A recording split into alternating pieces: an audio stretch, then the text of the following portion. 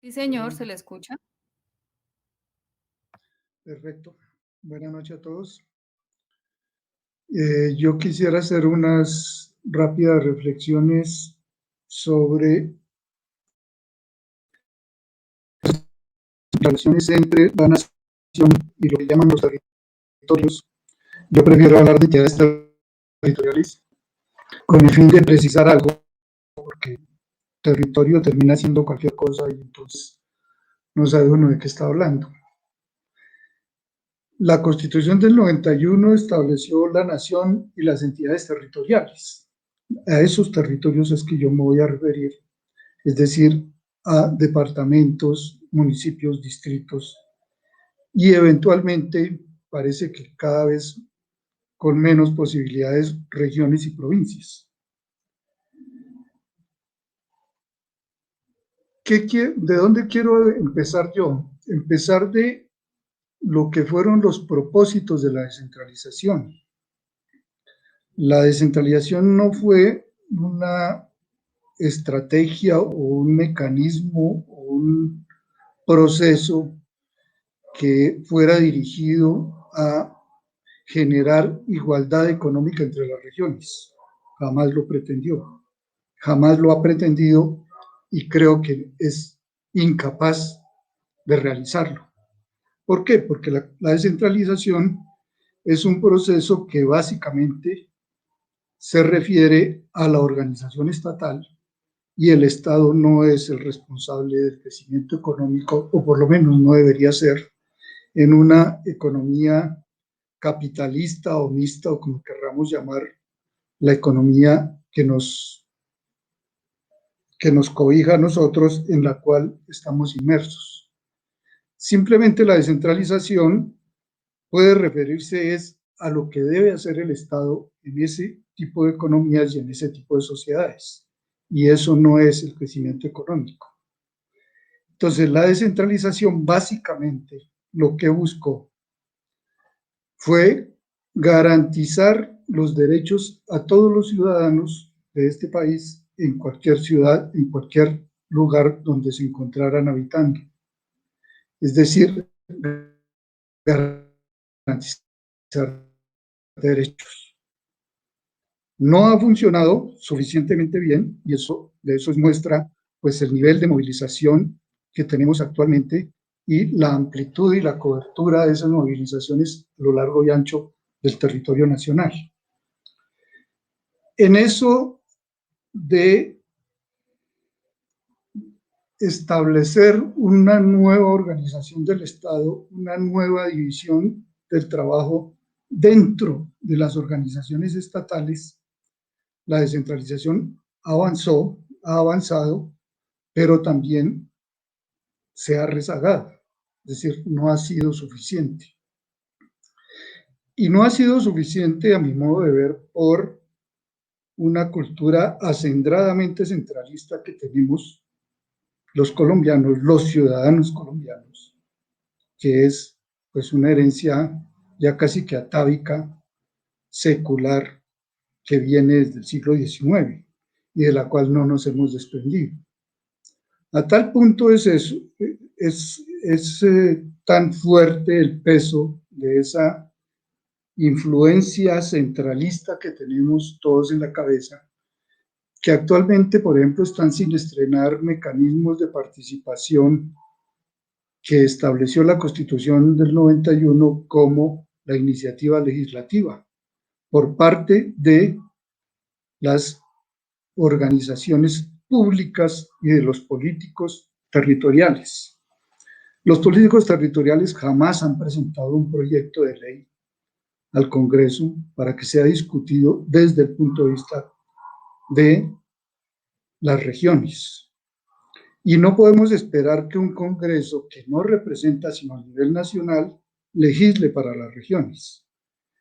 Entonces, estamos obviamente en un estado unitario en el cual el legislativo es único, las leyes son únicas y las leyes se dictan en el Congreso. Pero nuestras entidades territoriales y sus gobernantes jamás han presentado una iniciativa legislativa, no han sido capaces de ponerse de acuerdo en eso. Es decir, no se han conformado realmente como actores políticos, no absolutamente contrarios, pero sí diferentes del nivel nacional o del Congreso.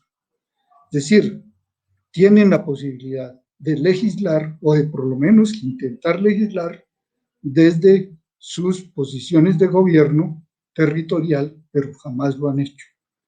Simplemente siguen en el juego que le interesa al nivel nacional de negociar los proyectos de ley con el gobierno, y lo que más negocian son los asuntos relacionados con las transferencias. En eso es a lo que más se preocupan. Entonces les preocupa mucho a nuestras autoridades territoriales que se disminuyan las transferencias o que no crezcan más, pero no les preocupa el grado de autonomía o la nula autonomía con que las transferencias les llegan a sus territorios. Son unas transferencias y unos recursos, sí, muy importantes y sí, muy necesarios, pero que están destinados a lo que el nivel nacional ya ha determinado de antemano. Entonces, tenemos unas relaciones bastante inequitativas, ¿no? O no inequitativas, bastante desiguales, en las cuales el nivel nacional siempre ha tenido la iniciativa y siempre ha tenido la capacidad decisoria. Nuestros gobernantes territoriales realmente no han enfrentado de una manera seria las iniciativas o las necesidades de reforma que requiere el proceso de descentralización. El alcalde Montería, por ejemplo, daba algunos ejemplos, y eso es de la asociación más poderosa de entidades territoriales que tenemos, las de las ciudades capitales. ¿Por qué es la más poderosa? Pues porque ahí está Bogotá, está Medellín, está Cali, están las grandes ciudades, están las ciudades que en últimas, desde siempre, han manejado el centralismo. Es que el centralismo no es un problema de Bogotá o de una estratosfera, sino de unos políticos regionales de las regiones más avanzadas, que quiere decir Bogotá, Cali, Medellín, que gobiernan este país y que desde el Congreso están manejando y están definiendo lo que son las relaciones entre el nivel nacional y los territorios. Entonces, realmente el proceso de descentralización ha garantizado un poco de cosas. Ha garantizado, no completamente, pero sí ha facilitado, por ejemplo, los incrementos de cobertura de educación media que en este momento tenemos, los incrementos de cobertura de salud, posiblemente, aunque no es tan evidente, los incrementos de cobertura de agua potable, pero todavía en eso tenemos muchos retrasos. Pero ¿qué hacemos o qué hacen nuestras entidades territoriales haciendo lo mismo en todas partes cuando todos, desde todos los que intervinieron antes, han dicho, tenemos un país de regiones o, por qué no, un país de municipios, un país de localidades? Un país donde la mayoría de los municipios son rurales y se legisla para municipios urbanos. Un país donde sí, la mayoría de la gente vive en las ciudades, eso es cierto, absolutamente cierto. Pero los que viven en las ciudades tienen exactamente los mismos derechos que el que vive en la selva. Y eso es lo que debe garantizar el Estado en su organización desde el nivel nacional y desde el nivel territorial. Entonces yo creo que en la discusión hay que plantearla en diferentes órbitas. Si el problema es el crecimiento económico, entonces sí, busquemos que las regiones ricas, que seguirán siendo ricas y se volverán más ricas, prosperen sin ninguna limitación y sin ninguna traba. Y dejemos que los pobres se vuelvan más pobres. Es decir, esa es la posición del liberalismo extremo, que es prácticamente lo que está en la base de la teoría económica del crecimiento económico. Pero ahí no necesitamos Estado, simplemente el sector privado funciona tranquilamente, sin trabas, sin límites, y puede desarrollar todo.